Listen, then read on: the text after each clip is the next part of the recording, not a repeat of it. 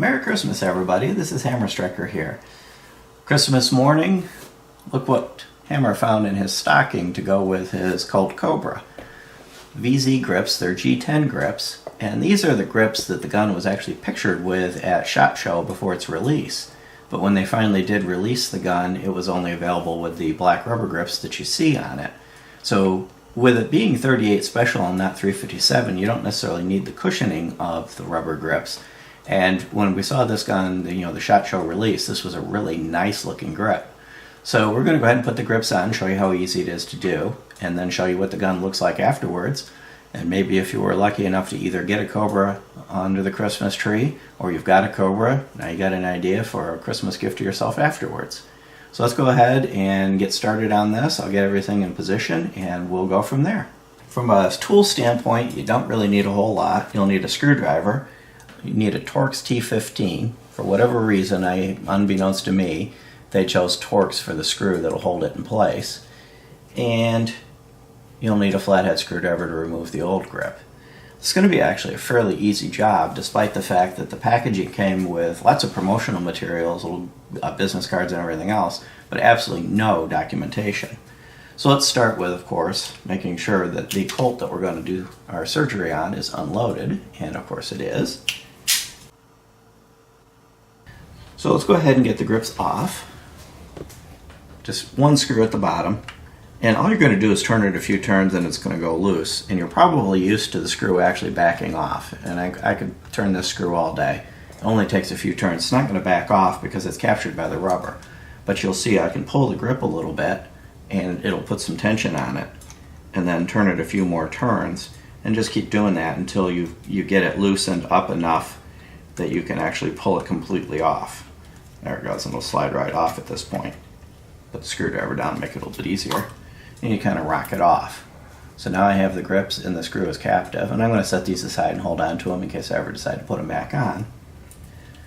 The next step is to remove the mount that was used to hold the original rubber grips in place. And that's as simple as just lifting it up so that it's no longer captive on that pin, and then doing the same thing on the other side. And you may have to, of course it's much easier to do it if you have your two hands free, but you kind of pop it free of the pin. In this case the pin came with it. And I'm going to make sure I clip that back together so the pin's clipped in both so I don't lose the pin. Again, in case I ever decide to reinstall those grips. And that's all you need from a removal perspective. Now to put the new grips on, you've kind of got this thing. And the documentation, the grips and the screw that comes with them is all you get in the package from a hardware perspective, and no documentation. This goes here, goes into this little hole and sticks out either side just a bit.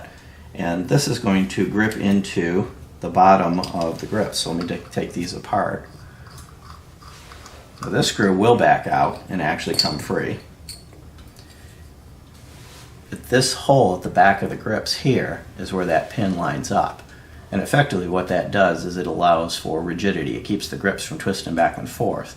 So you'll have a 2-point secure. It'll be secured here, and then along with being secured by the shape of the revolver, so that the grip should fit solid and hold in place. Once you've got that pin in place, you can take either grip and slide it in, and it should just kind of fit snug and not be off-centered, so it's nice and centered. And then while I'm holding on to that, drop the other grip in place, line it up, and snap it in place. So now at this point the grips are installed, there's no gap at the back, and they're lined up. The last thing to do is, of course, to install the screw. Drop the screw in. Now what I have a tendency to do with these is use just the bit in my hand to get it started, because you don't want to cross thread it. If you cross thread it, you'll ruin it and it'll be unrecoverable. It's in there nice and tight, nice and snug. Now I'm going to put it in the screwdriver, line it up carefully so that it's lined up properly, and then I'm using 2 fingers. Just kind of give it a little bit of a turn until it feels tight. You're not trying to tighten this thing down for all eternity, and if you try to over tighten it, you can either crack the grips or you can drive this out. So I'm just kind of wanting to snug it up so it just doesn't loosen under recoil. And now you've got the grips that were pictured in the SHOT Show. Very nice looking grips. Get the screwdriver out of the way. Very nice looking grips.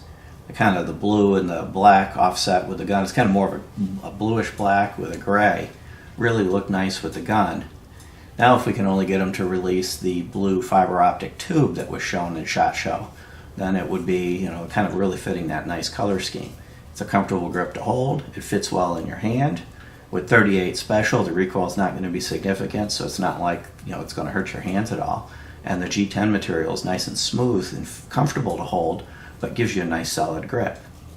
So, if you've got yourself a Colt, Merry Christmas to you.